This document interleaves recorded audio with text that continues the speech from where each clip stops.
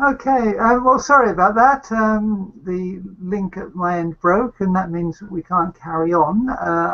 Unlike the others, I can't log in and out. So we hope you enjoyed the coffee break, the advertisement break, and did whatever it is you wanted to do. But Tanya, you were telling us about garden waste collection. I was telling you about garden waste collection, Diane, absolutely. And if you haven't got your online payment sorted out by this Sunday in Three Rivers District Council areas for collection of brown waste bins, then they're going to stop collecting it from the 11th of July.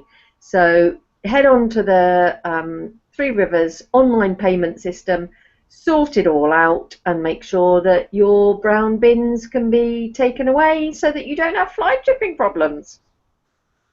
Okay, that sounds great. They're also talking about new dog control laws in Three Rivers. That's right. We've had information about this sort of thing before. These are called public spaces protection orders.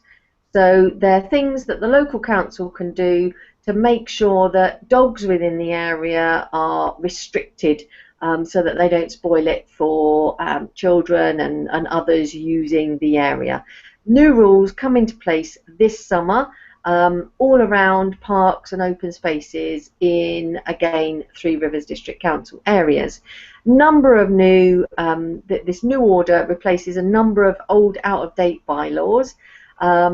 It includes things like dogs fouling and excluding dogs from children's play areas and that sort of thing.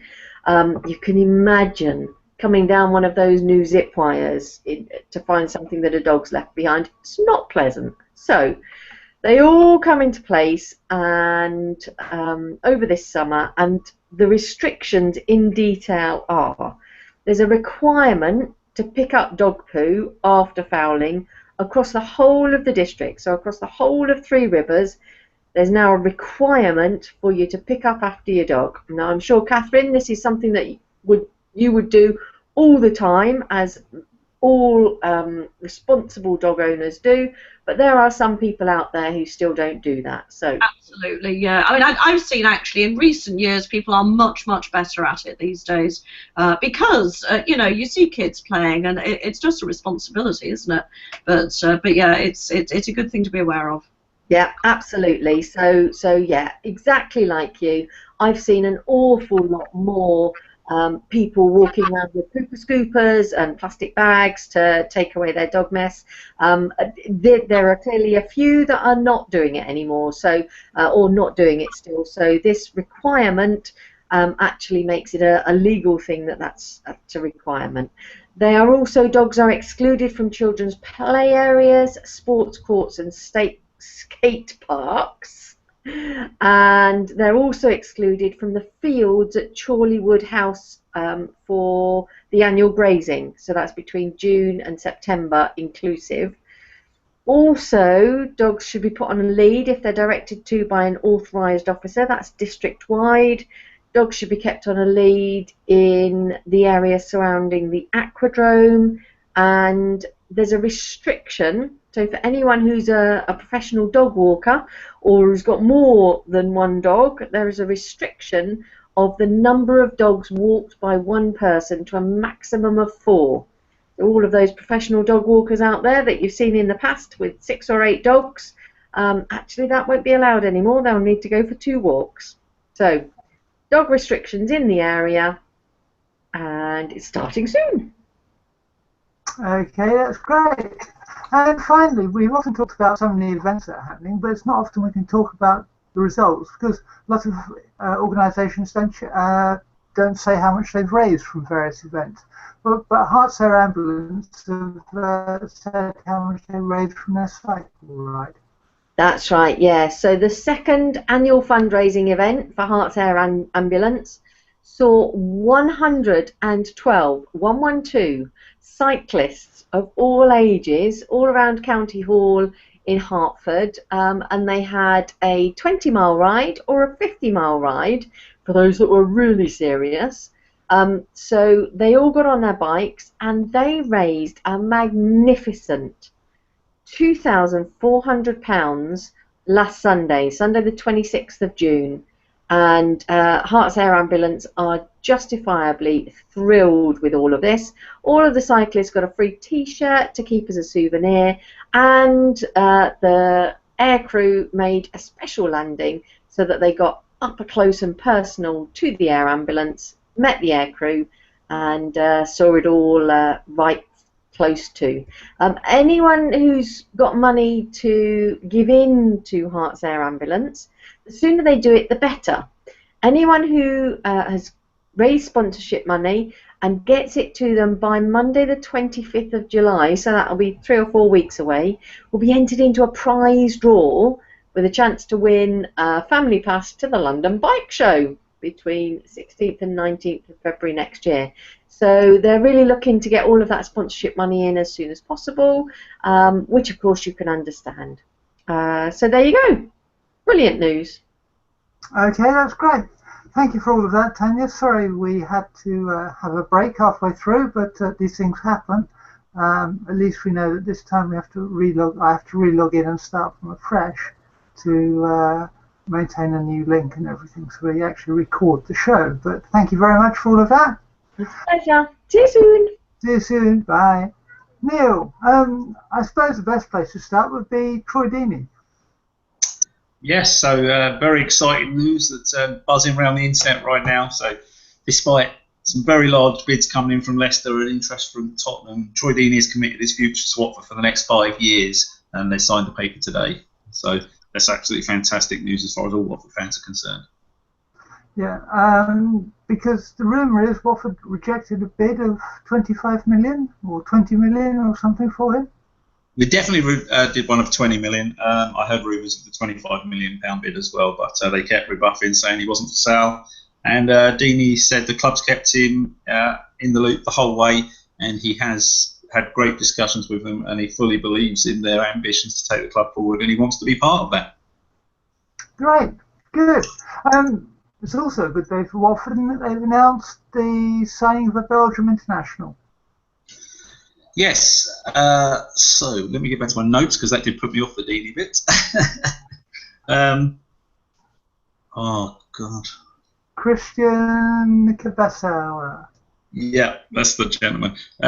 Plays for Genk, and he's an international, so a great addition to the squad. I just think it just shows how much the fact that we're coming out and buying international players to fill the team, and that would never have been done in the past. We wouldn't have even been thinking about that. And each time we're signing them now, we're upping the standard of player from before. So it's really quite exciting. Right, good. Okay, Watford also signed Liverpool striker Jerome Sinclair. Yeah, no, Jerome Sinclair's an interesting one because he was the youngest ever player to play for Liverpool at 16 years old. And he hasn't had a tremendous amount of starts then, but he's 19 now, and he's highly rated, and he's been watched and been chased by a lot of other clubs. So again, we've beaten big clubs to a signing. So he's one for the future. Hopefully he'll get some look in this season under the new manager, Mazzari, and not like Flores, who didn't seem to like playing the youngsters. But yeah, very bright prospect. Okay, that's great. And Watford could be signing some success. Hey, well done. Yeah, so this is something we did expect a long time ago, because when Udinese bought Success and loaned him out to Granada, the plan was always to bring him to Watford. But there had been noises that he didn't want to come to Watford; he wanted to stay with Granada.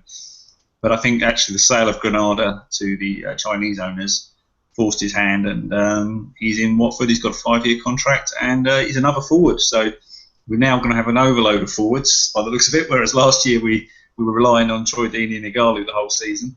Now we have a good selection of forwards. Yeah. And Watford have also been linked with 2 Italian footballers who are playing in Serie A.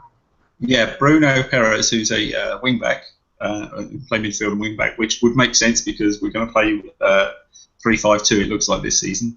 That's Mazzari's preferred formation, so that would make sense to get him in. And Franco Vazquez is a midfielder. Don't know so much about him, But just the fact that we're looking to spend £24 million on the two players again just shows a massive step up in what the owners are doing for the club. Okay. Now, Sky sources, which I think are two famous words in football, aren't they? Sky sources are saying that Watford have rejected a £37.5 million bid for Igalo from Shanghai. I've been talking to people about this. Now, Sky sources. So whether it actually happened or not is a complete mystery. Whether we turned it down if it did happen, or whether Igalo said he didn't want to be in China, which would probably make sense. He's a young lad. I don't think he would want to be in the middle of China by himself without his family nearby. But if they did make the offer and it was Watford turn it down, I think it's absolute madness. If it's a real offer of £37.5 million and Watford turned that down for Igalo, I think that would be absolute madness. So I don't think for 1 second that was a real offer. Right. Okay. So watch this space and see what happens. Yeah, I mean, it might come out in the press whether it was a real offer or not, but it just seems inconceivable that you would turn that amount of money down for a player who, okay, he had a great first half of the season, but second half of the season he was woeful, and we're getting plenty of other forwards in, so it doesn't seem to make sense. We're getting plenty more forwards in. We've got replacements for him. If they were offered that much money and they knew they could buy 3 world-class players for that sort of money, they're the businessmen that do that. They're very pragmatic in their approach to the game. They're not about turning money away, because that's how they could fund the business, is actually bringing players through and selling them at higher prices. So it would go completely against their business model. Right. Okay. Fair enough. Former Watford defender Nathan Akai joined Bournemouth. Yeah, this is a little bit of a surprise because he was a favourite at the club last year, and whether we tried to go in for him to get another year's loan or whether the owners would rather sign their own players now, I'm not really sure. But I'm sure he'll be wished well down there. I think they'll like him at Bournemouth. He plays attacking football, which the manager down there likes to do, and it's a bit weird that we didn't give our own left back, Hollybass, I think, more time in the squad if we didn't even try to keep hold of Ake. You would have thought after giving him all that time we would have tried to keep him, but there you go. Football's a strange game. Yep, and we hear lots of people coming from Udinese going to Watford, but now there's someone making the return trip. Yeah, Gabriel Angela, a fan's favourite in the promotion chase 2 seasons ago. But unfortunately his face didn't fit and he was loaned out to QPR last season. Shows the owners still have faith in him, even if for some reason he's decided to leave the club or the current management at the club don't want him, because the owners have taken him to their other club, Udinese. So he's still part of the Watford family, and certainly wish him all success. He's a very good player. Okay. Now, 4 years ago this week, the Pozzos took over. The Watford Observer have written a really good article on it. So I'm not going to ask you to recreate that article. What I would like from you is your reflections on the Pozzo's ownership over the first 4 years and how you think the club has developed, and indeed what hasn't developed as you'd hoped. Well, it's not a lot done there, so I think they've exceeded expectations many levels. I mean, from a fan's point of view, when they took over, they were taken over from Lawrence Bassini, who was a tragedy as far as fans were concerned for the club. We almost went bust. We ended up being placed into administration nearly, literally a day away from being placed into administration, and crippling debts. We were put in a transfer embargo after he left, after he sold the club because of his actions, and he was banned from owning a football club again. So really gave us a really bad reputation. Nearly went bust, which would have meant going down several divisions, as Portsmouth have had to do. So thank goodness that didn't happen. But they took over, so at the beginning it was definitely just wow, at least we've got people who like football and know about football. And they're going to stabilise the club. That was, I think, the attitude from the fans, and we were satisfied. That was great. Unfortunately, they got rid of Sean Dyche early doors, who was the manager at the time, and had been doing a great job just keeping Watford in the Championship on absolutely zero money. And a lot of players felt he deserved to keep his chance. But when we heard it was Zola coming in, we thought, well, maybe we'll give the new owners a benefit of the doubt if they can bring someone like Zola in. It was not great the way they treated Sean Dyche, but it's given the benefit of the doubt. And then it was the first whirlwind season. It was absolutely madness. We were pushing in the playoff positions and getting better and better. And it was just like a massive party. And we were just playing the most attacking football we'd ever seen. Didn't know how to defend. So every single game was like edge of your seat stuff, but we were winning most of them. And then there was the legendary, it's all over. You only have to go on YouTube in Leicester Watford and it'll come up 1,000 times, the legendary playoff goal where Leicester missed a penalty and we went straight up the other end and scored in injury time. And so incredibly exciting season.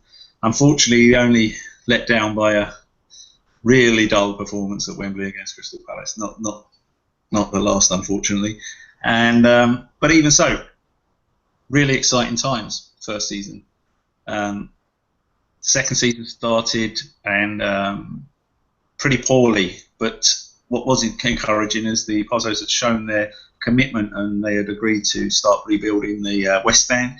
There was a real blight and real embarrassment to the Watford supporters when every away fans came. So that was really good news to hear. Unfortunately, the football on the pitch wasn't matching the season before.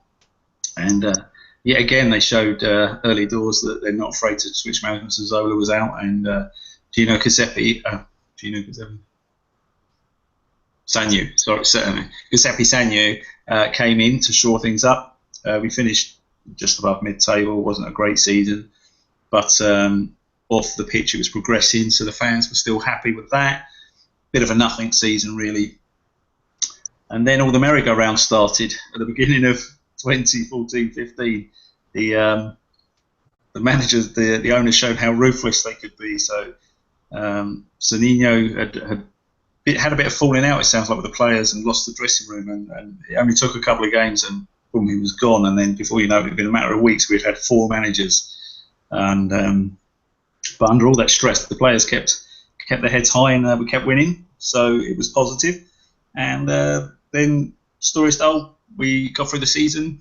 Again, we were let down right in the last game of the season because we didn't win the championship. We were at the top of the table, blew the last game. It seems to be a recurring theme that we don't perform very well on the last big game of the season.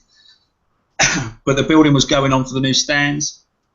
They were seeming to want to paint and decorate every single bit of the stand. There's tile cladding going up, changing the look left, right and centre. So they're obviously very serious about what they were intending to do. And we've made the big time. So really, really exciting. Again, they came in and changed the manager. But this time it was very much the fans' view, well, we trust them. They've got it right. We trust them. And they've proven to back up everything they said they would do. They're putting money into players. The ground looks amazing now. When you go with the 4 sides, they're actually adding to the new stand to make it even bigger. So on every aspect, I think you could say it's a bit of a dream to be a Watford supporter at the moment, especially when we are reading stories of Troy Deeney being offered 25 million, and we're just saying not interested. It's okay, we don't need that. So no longer are we little old Watford. We're an established Premiership team, and buying big name players, and people have decided to come to us rather than like Tottenham or Man United, and it's weird. It's a weird feeling that's going to take a long time to get used to as a Watford fan, I can assure you. Okay, well that's great. I mean, it sounds as if it's completely, almost like black and white type situation, in that before everything seemed complete and utter dark, and now someone switched on the light bulb and everything is bright and breezy. Yeah, and Watford fans are generally quite pessimistic, just because through the years we've had a lot of troubles. But even the most pessimistic of fans this season, I think, are expecting to stay up. Where the last season, of like, oh, we're going to go straight back down. I never thought that myself. Yeah, everyone's now just sort of accepted that we have got owners that are willing to invest in the club. We are bringing in the good players, and onwards and upwards. Okay, that's great. Watford ladies had their first win of the season. Yes, a long time coming. They had a really poor start to the season, and they beat Everton, who were sitting in third place and were unbeaten. So that's a great result. They were 1-0 down and came back to win 2-1. So they're still joint bottom, but they've been working extremely hard in the break. The women's game has breaks through the season because there's not as many teams in the league, and they've been working really hard on their fitness, and it seems to pay it off. And now they'll be looking to carry that on into the middle section of the season. Okay. We talked about Watford. Now, the other team we feature on the show is Kings Langley, and they've been talking about how their budget has doubled following promotion. Yeah, and if someone says their budget doubles, you would normally get really excited, but that will probably mean they're by far the poorest team in the division, because they were working on a budget where they were paying players like barely three figures, so barely £100, £120 a week. So they're not going to gain any big name signings with that. But they have invested the money in re-signing some of their key players, and the striker Callum, it was key to their promotion. So they've managed to keep some of the players that went up, and they will have a little bit of money spare. So the former Chelsea duo that are in charge, they've got their contacts. Hopefully they can bring in some new talents. And last season, at the beginning of the season, we said they were going to struggle. So who knows? Who knows what they can do? Yeah, I mean, they're still looking for a new chairman, aren't they? I mean, the existing chairman wants to carry on, but he just doesn't have the resources to build the club in the way that he thinks it needs to be built. Yeah, it's going to be fine. It's going to be difficult to find a new chairman, in all honesty, unless they just get someone who's football mad and wants to waste a load of money on a vanity project. Because Kings Langley is a small village.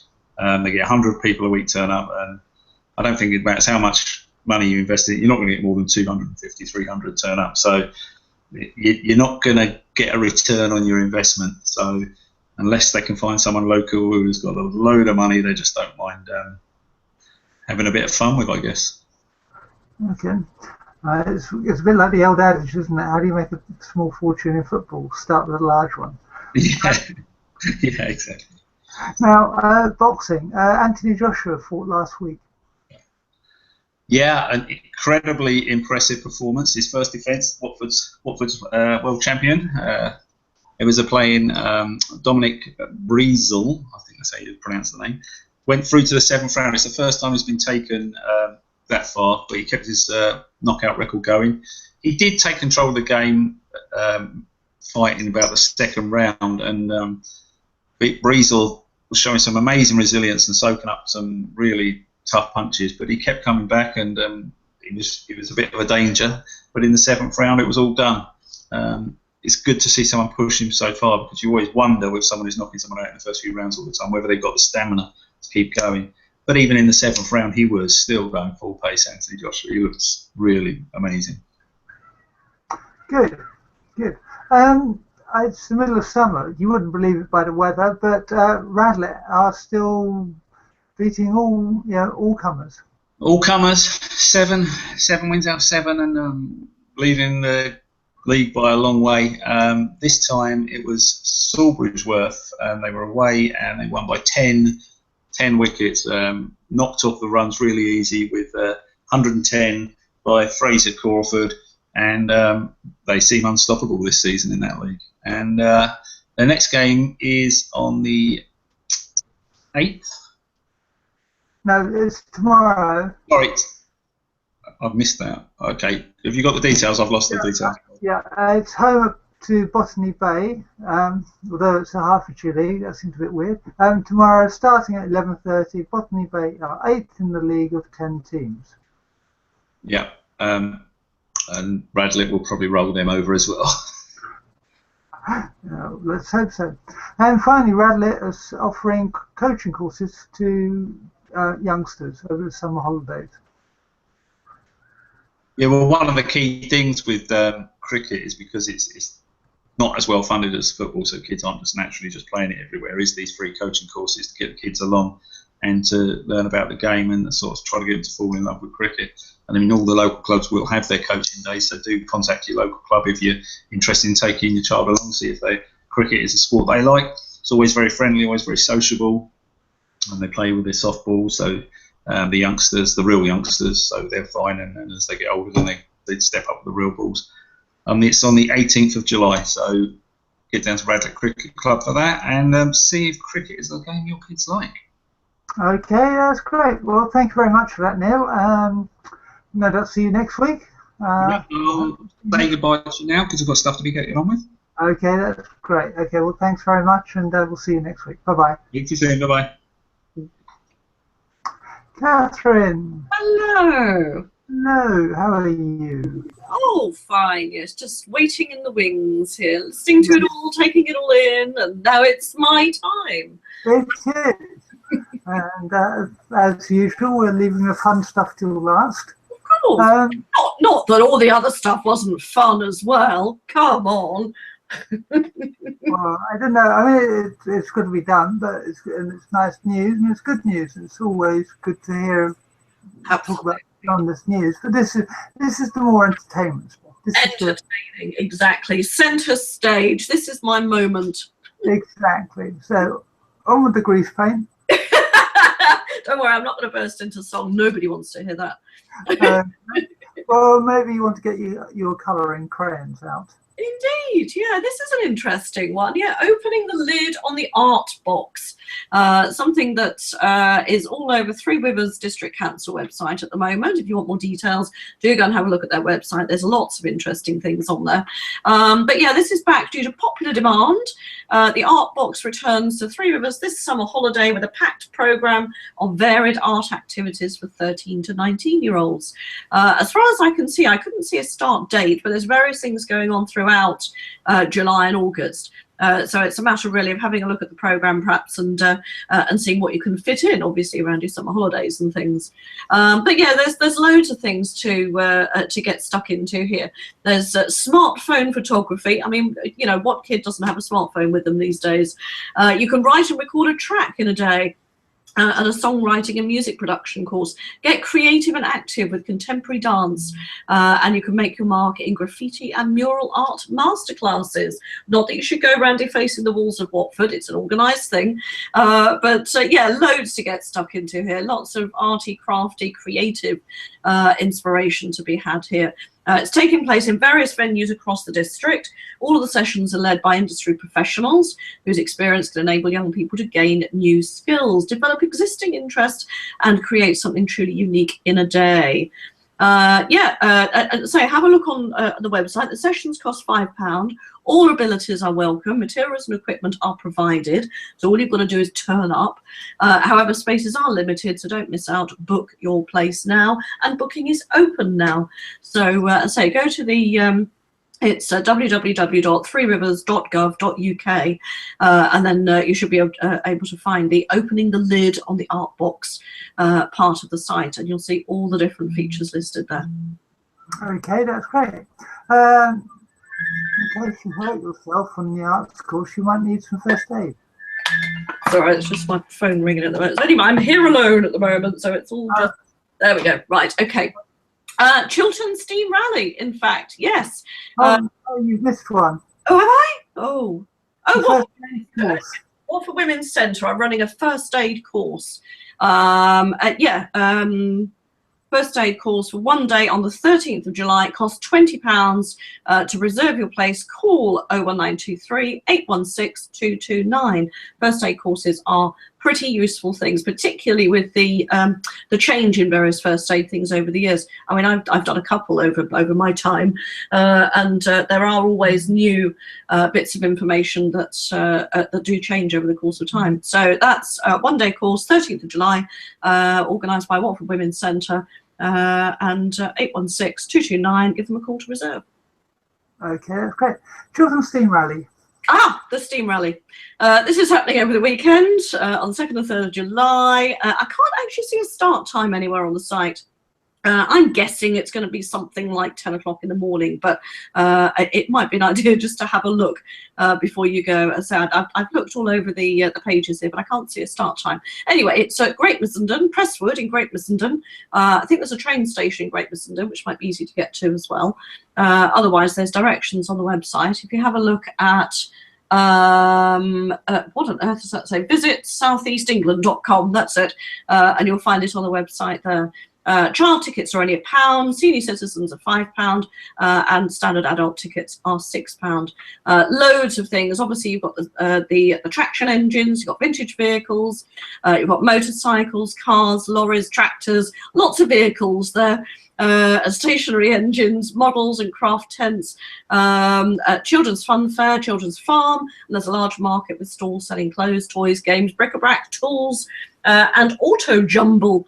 There's a new term. Someone's coined a new term, auto jumble, for any auto enthusiasts, I'm sure. So that's happening over the weekend. Okay, that's great. I forgot to add on to the list the fact it's the first Tuesday of the month, next Tuesday, and Bushy and Watford and Bushy Art Society are meeting, and they have a demonstration by Joe Reporter on using mixed media in your work. I meant to put that in after the art box thing earlier, so I missed that. Apologies for that. If you are interested in art, the Watford and Bushy Art Society, or WeBAS as they're commonly known, meet at Lady Close and Girls Grammar School. Entry is usually about £4, and they're a very welcoming bunch, and they have lectures on the first Tuesday of each and every month. So Imagine is on this week. The Watford Festival, Imagine Watford Festival. An awful lot on. I know they were setting something up outside Neal's coffee shop yesterday and today for a performance tonight of The Bell. Where do you want to start and what do you want to talk about?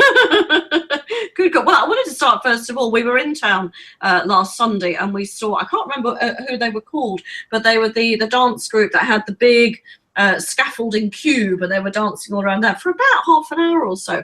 The energy was just incredible. They had a huge crowd all around them. They were right outside Zinco's restaurant, which is obviously where we were, but it was just incredible, and the whole atmosphere was very festivally. Lots of people who had congregated quite early on because they knew something was going to happen, and these things happen up and down the high street at different locations. So lots of people had got there quite early to grab their seat, their position, all the way around. And as I say, it was a huge crowd that actually came along and watched. So do go down if you can possibly today. Saturday, Sunday, so many things going on in the town. It really is quite spectacular and very, very different things. Where to start?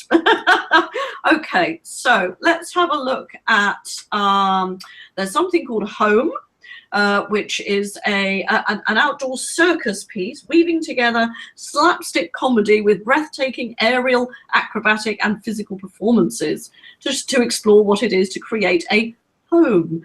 So using a lot of imagination, because obviously this is an outdoor art space, it's bringing something that's creative. It's bringing a team of people that actually probably haven't been seen in Watford before. So it's something a little bit different. This is going to be on tomorrow. It's on at various times tomorrow, 1 o'clock and 3:30. It's also on Sunday, 1:45 and 5 o'clock. Suitable for all ages. Opening the imaginations of children and adults is how they build it. So that sounds wonderful. It's commissioned, by the way, by Watford Palace Theatre, the Lyric Hammersmith and Latitude Festival. So there's lots of different people involved in this, and that's Home, presented by Hiccupy. Okay. As I said, they're setting up the Bell tonight. Now this looks quite spectacular because it's got fireworks. Exactly, yes. Now this looks wonderful, actually. It's got a running time of 45 minutes, sorry. This is going to be showing at 10 o'clock this evening. Obviously, when it's a bit darker and you can see some of the lights displays and fireworks and things. It's I mean, it actually bills it on here for audiences of up to 5,000. So I'd imagine they're quite used to a big outdoor performance. So expect something quite spectacular, a sensory extravaganza. The Bell takes inspiration from the visceral imagery of films by Akira Kurosawa and Andrei Tarkovsky, creating a potent tale of hope and redemption. So there's a story involved here. It features dynamic promenade action, mobile structures, pyrotechnics, stilts, aerial performance, and soaring music to explore timeless themes of war and peace in a spectacle of fire, light, and humanity, reborn from the ashes. So actually quite a topical theme as well, considering we're thinking about the commemoration of the Battle of the Somme today. So yeah, interesting, very interesting piece. Do get along and have a look. Okay, and it starts at 10 tonight, doesn't it? It starts at 10, yeah, just as night is falling. Okay, great. Now, today and tomorrow, there's something called All at Sea. Yeah, again, very interesting looking one. This is on, if you're quick, you can go and get the 5:30 showing today. There's another one at 8:30 later on this evening. And again, it's showing at 1:30 and 4 o'clock tomorrow. A Storm in a Teacup, a boat-sized piece of one man's inner ocean. A tiny boat with a crew of one, a lone sailor adrift under his own mobile storm, complete with thunder, lightning, and a lot of rain, as if we hadn't had enough rain. He's coming out in sympathy of our local weather. This is, they've called it an intimate, small-scale roving performance suitable for children and adults. All at Sea is an interactive row-about in a bespoke boat structure featuring a fully functioning mobile storm. So he's brought his storm in a teacup to Watford. It runs for 30 minutes, so it's suitable for everybody. It's on tonight, 5:30 and 8:30, and tomorrow, 1:30 and 4. Okay, and if you're into dance, there's something for you tomorrow. Les Achilles, yes. Now, if you have a look at the Imagine Watford website, which is literally imaginewatford.co.uk, and then it takes you through to all the different events, there's actually a clip on there of what this is all about, and it's really quite fun. 3 dancers in perpetual motion set to vibrant rhythmic music that create an external dialogue in reaction to war. Again, a topical one. Featuring dancers crashing between ground and sky who speak to each other infinitely without clashes, and from which an immense and peaceful strength emerges. From the company who brought you 2014's second round. This is on tomorrow, 2:30 and 5. It runs for 30 minutes. Again, in the High Street area, a little bit further towards the flyover, this one. But that's Les Achilles. Okay, and if you're into gardening, there's something else as well. Oh, something for the kids. I think this one, kids and, well, adults too, of course, but age guidance is 3+ for this one. It's a heartwarming adaptation of Emmy Hughes' popular children's book, The Little Gardener. It's performed inside a large glass box. Maybe it looks a bit like a conservatory or greenhouse, containing a real-life garden. Visually inventive theatre company How It Ended tells the story of the little gardener and the garden that meant everything to him. So this sounds very charming. It's on tomorrow, 12:30, 3 o'clock and 5:30, and on Sunday, 12, 2:30 and 4:30, and it runs for 30 minutes. Okay, and that's not the only thing that's running both days this weekend, is it? No, that's right. We've got, well, in fact, a lot of these do, but this one coming up is something quite different. Danza Antiga. This is on Saturday and Sunday again. Saturday 2 and 4:30. Sunday is 12:30 and 3:45. It's a spectacular stilts and aerial performance based on the Mexican Day of the Dead festival. So imagine lots of colours, lots of dramatic action going on. Entwined together, the living dead will sweep across the floor in a larger-than-life romantic dance macabre, full of passion and longing, whilst 2 mischievous graveyard goblins perform daredevil stunts in aerials, hoops, and silks. Silks or stilts? I don't know. It says silks, but maybe both. Silks and stilts. But from the makers of last year's Beloved. So if there's anything that you've seen last year, you think, oh, I quite like that. Well, this might be by the same company. Okay, great. And then on Sunday, there's something called Multiples, which is a street theatre. Yes, visual street theatre performance. A group of identical office men make their way through the city on their lunch break, taking the audience along on a journey with them. The performance shows a series of scenes from the lives of these men, zooming in at the absurdities of their existence. There's a critical note to everyday mediocrity. Multiples uses very lifelike facial masks And again, if you have a look on the website, imaginewatford.co.uk, you can see a little clip of this and see sort of how it's put together and what you're likely to expect. This one's just on Sunday. It's at 1 o'clock and 3 o'clock on Sunday. Again, it's the performance area that's nearest to the flyover. That looks quite interesting. Okay, and finally in Imagine, something called Sigma, which is a Indian dance and juggling act. Yes, Gandhini Juggling's beautiful new show celebrates the dialogue between the worlds of juggling, dance and music. It's performed by the cast, including the award-winning choreographer Sita Patel. The piece showcases exuberant rhythms, patterns and colours, at the heart of which is a unique interpretation of the classical southern Indian dance form. Oh gosh, how do you pronounce that? Bharatanatyam? Something like that. I hope I've got some of that right. But yeah, this is Sigma on Sunday, 2:15 and 4:15. But again, I do urge you to have a look at the website, imaginewatford.co.uk. It's got all the different acts listed. You can plan your day around them, plan your shopping and your lunch and everything around them, and just spend the weekend in town. Okay. The Palace Theatre have a Royal Opera House live or delayed live performance on Sunday afternoon. Indeed, yeah. You know, I read this first of all, and all I could think of was Werther's Originals, which it isn't about at all. But it's called Werther. It's a delayed live show from the Royal Opera House. It's at the Palace Theatre. It's on Sunday, 3rd of July, at 2 o'clock in the afternoon. It costs £15, no concessions. This is based on Goethe's novel The Sorrows of Young Werther.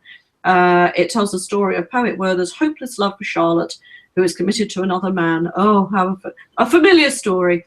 The music is full of lyrical beauty, passion, and emotional fervour. Yeah, this is like a lovely performance. Again, it's something you can enjoy from the Royal Opera House, but right here in Watford at the Palace Theatre. So that's on Sunday at 2 o'clock. Okay, and then Sunday evening there's a film, Florence Foster Jenkins. Yeah, I saw the trailer for this the other day. It looks great fun. Meryl Streep starring as Floster Forrest Jenkins, a real-life New York heiress who became an opera singer, notorious for her lack of singing skills. So that sounds like quite a challenge. Anybody who's seen Meryl Streep in Mamma Mia will know that actually she's quite a good singer. So maybe she's doing a bit of an Eric Morecambe. Alongside Hugh Grant in this brilliantly funny British film we hasten to add, directed by Stephen Frears, who also directed The Queen and Philomena. Yeah, this is on Sunday evening, 7 o'clock in the evening, £8, concession £6.50. Rumour tickets for 16 to 24-year-olds is £4. Okay, and Tuesday evening, let's not forget, it's 50 years since England won the World Cup, and there's a film called Bobby, yeah, which is an awkward one to read because it's got a 66 in the middle of the word. That's a weird one, isn't it? But I suppose, I'm guessing that was his number. I'm not really that into football, as you can probably tell. But I'm not even sure we should be mentioning football at all, given England's performance in the Euros recently. But we're celebrating Watford football and all the rest of it, so it's fine. Celebrating the 50th anniversary of England's 1966 World Cup win, Bobby is the revealing documentary of triumph and tragedy behind the nation's greatest sporting hero, Bobby Moore. Featuring spectacular, never-before-seen archive footage, the golden era of English football is vividly brought to the big screen. This is on Tuesday, 5th of July. It's at 7:30 in the evening, £8, concession £6.50, rumour tickets £4. That's on Tuesday. Okay, and then a week today, there's a film called Mustang, which isn't about horses. Nice. Or Sally, in fact. Yeah, sorry, the song that sprung to my mind anyway. Well, it's about none of those things at all. This is another film at the Watford Palace Theatre. Oscar-nominated and critically acclaimed French-Turkish film. So celebrating a little bit of Europe in there as well. Why not? Presenting a tender, funny and painful portrait of 5 orphan sisters who become imprisoned in their own home and struggle for freedom against their controlling conservative elders. It's in Turkish with English subtitles. Don't be fooled. It's easy to get into the hang of reading subtitles. You just forget they're there at the end of the day. It's on Friday the 8th of July, 7:30 in the evening. £8, concession £6.50, rumour tickets £4. That's called Mustang. Okay, that's great. Now, Watford Colosseum this evening have the Drifters. I mean, we've talked about it a lot, so very briefly, they're on again this evening. I'd be surprised if there's any tickets left, to be honest, but I will mention it. It's on tonight. It's the Drifters, the only official lineup in the world. Obviously doing all their, or a lot of their well-known songs. Under the Boardwalk, Saturday Night at the Movies, Up on the Roof, Kissing in the Back Row, blah, blah, blah. This is the Drifters on tonight. It's on at 7:30 and it's on at Watford Colosseum. Yes, they're usually pretty good about sort of saying when the tickets are sold out. And when I put this up earlier on this afternoon, there were still tickets for sale. Aha! Probably dotted around. The odd few, I expect, isn't there? Yes, don't go with a coach load expecting to sit together. No, quite. Just sprinkle yourselves amongst the audience. Exactly. Tomorrow they have something called Rise Memoirs. Yes, again, we've mentioned this as well, haven't we? This is about celebrating lots of different styles of dance, including hip-hop, performing arts. It's for families, young and old, vibrant, colourful display of various dance genres, along with some West End musical numbers from performers as young as 3. Wide variety of uplifting music. Rise Studios are renowned for their energetic, exciting performances with music to suit everybody. It's a 10-year anniversary show. It's on Saturday. 2 showings, one at 4, one at 7. Tickets are £17. Okay, that's great. And shall you say it or shall I say it? Oh, I'll say it. Kushti. Tell you what, Dan, you say it. It's Kushti, you're right. This is only falls on 3 courses at Watford Colosseum. The dinner event of the year, obviously, combining fine food, comedy action, served up only fools and horses style. Marlene and Boise are hosting a gala dinner, but will things go according to plan? I'm guessing not. This is going to be on Wednesday, the 6th of July at 7:30. Also on again in October, but get in there for a good old-fashioned laugh on Wednesday, the 6th of July at 7:30. Do book online. Go to the Watford Colosseum website. You can book online. Okay, that's great. The Horns. This evening, it's Andy's turn. Yay! Andy Robb playing his 60s, 70s, 80s, 90s, and more. The whole range, in fact. He's on at the Horns tonight. He's on from 9 in the evening through to 1 in the morning. Boogie the night away. And it will only cost you £3 to do that. Fantastic. Are you off there, Diane? Actually, I am going to the Horns tonight to someone's leaving do from the Women's Centre. Ah, fantastic. Gosh, you'll be boogieing the night away then, won't you? No, because I will have left. If the weather is looking good, I'm planning to get the camera out and try and photograph the what is it? The bell. Yes, that sounds good actually. Yeah. If I can muster some energy, I think I might do the same, because it sounds fantastic. It's only on tonight, isn't it, the bell? Is that right? It is, yes. Yeah. So it might well be worth getting down there for that. 10 o'clock that was, wasn't it? Yes. However, tomorrow, also at the Horns, we've got the Natalies, or the Natalies? The Natalies must be. I think it must be. Maybe they're all called Natalie, I don't know.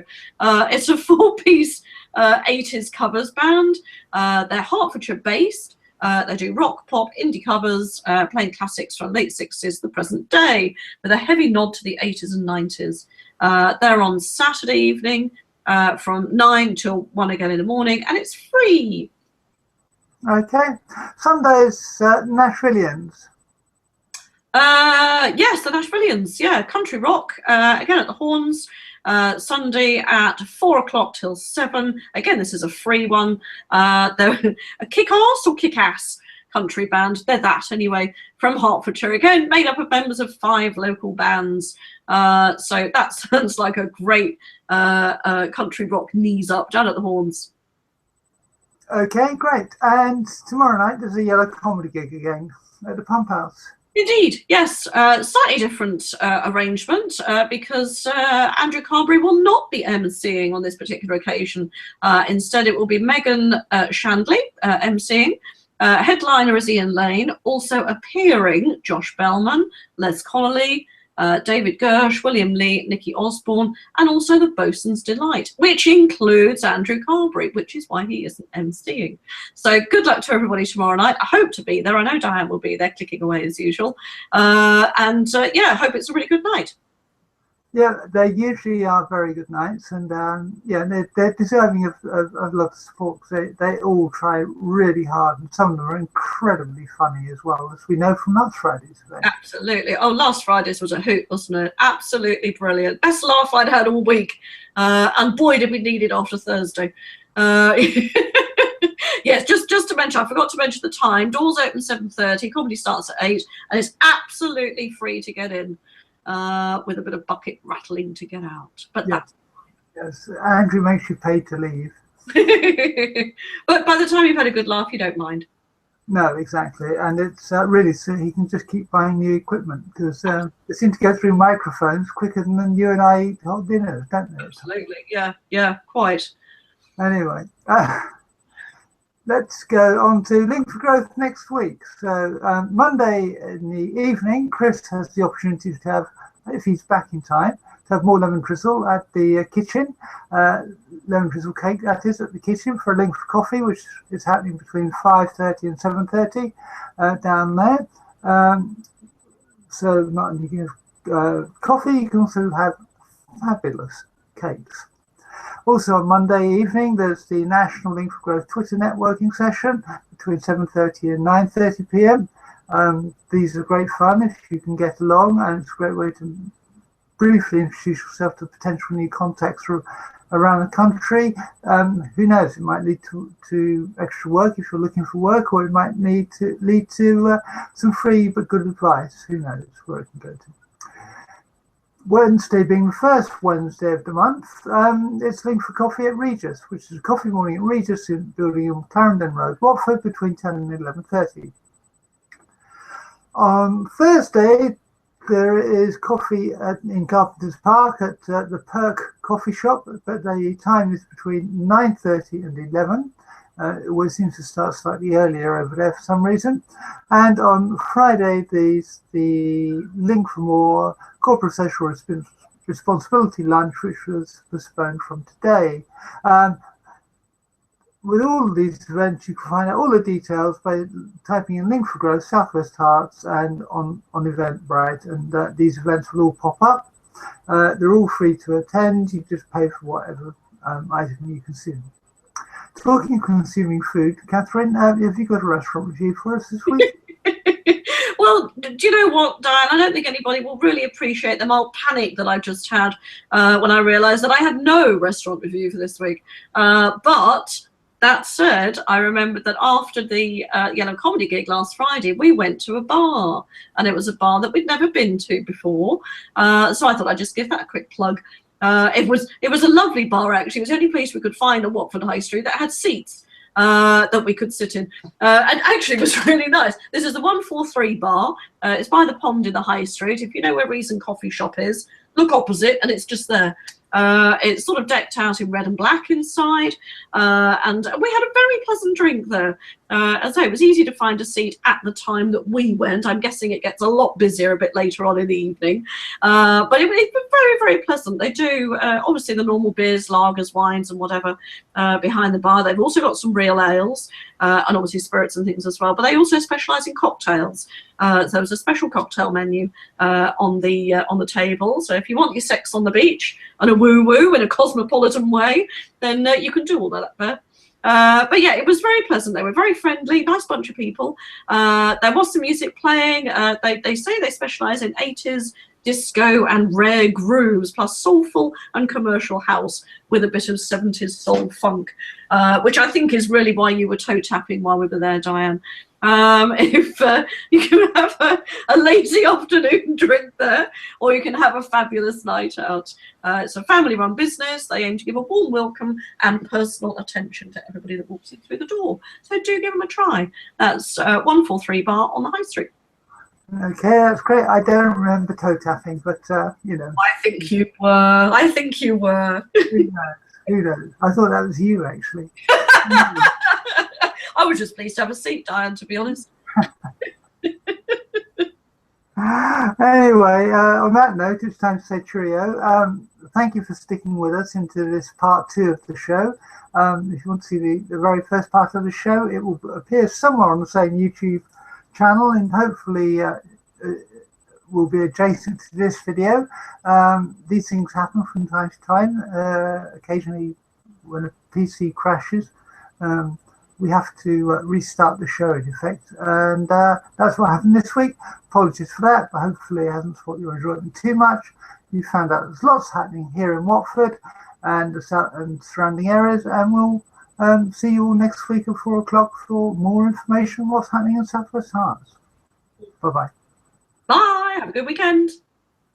Bye.